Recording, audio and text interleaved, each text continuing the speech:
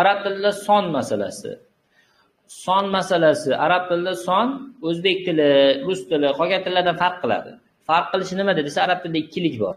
Ikkilik alohida hisoblanadi. Xo'p, birlikka arab tilida mufrad deydi. Arabcha terminlar yodlashish shart.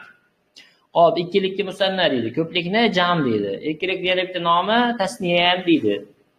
Xo'p, mufrad o'zi hamma yodlayotgan lug'atimiz, masalan, kitabun, qalamun, madrasatun, maktabun, hammasi o'zi bittani bildiradi, birlikni.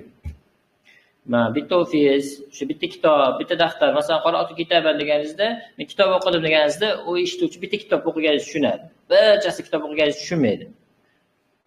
O'sha o'zi ma'nosi mufradni bildiradi. Endi musanna nima desa, musanna ikkilik.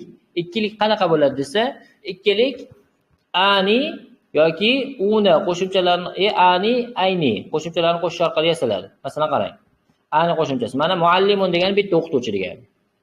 Endi shuni ikkita o'qituvchi demoqchi bo'lsak, ani qo'shimchasini qo'shamiz. Nima bo'ladi desa, muallimani.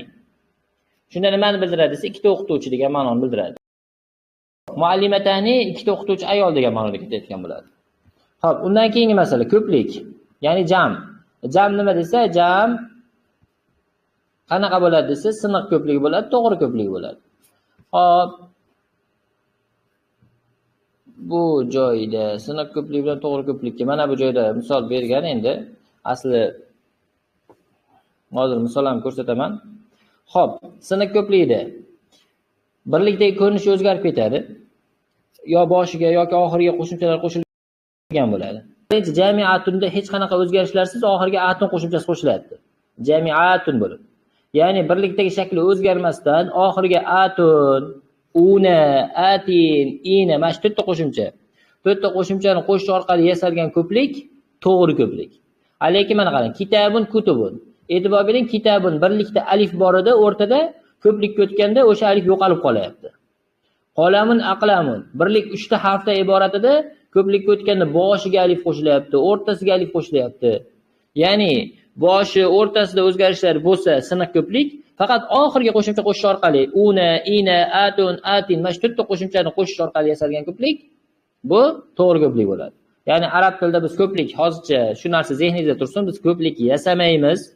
Biz qiladigan ishimiz to'g'ri ko'plikmi, noto'g'ri ko'plikmi, shuni ajratamiz. Mana oxiriga una yoki atun qo'shimchalarini qo'shish orqali yasalgan ko'plik to'g'ri ko'plik. O'zi to'rtta qo'shimcha una, atun, ina, atin. Mana shu to'rtta qo'shimcha. Shular orqali yasalgan ko'plik to'g'ri ko'plik, lekin boshiga, o'rtasiga harf tushib qolsa yoki harf ko'paysa, qo'shilsa, unaqa ko'plik siniq ko'plik bo'ladi.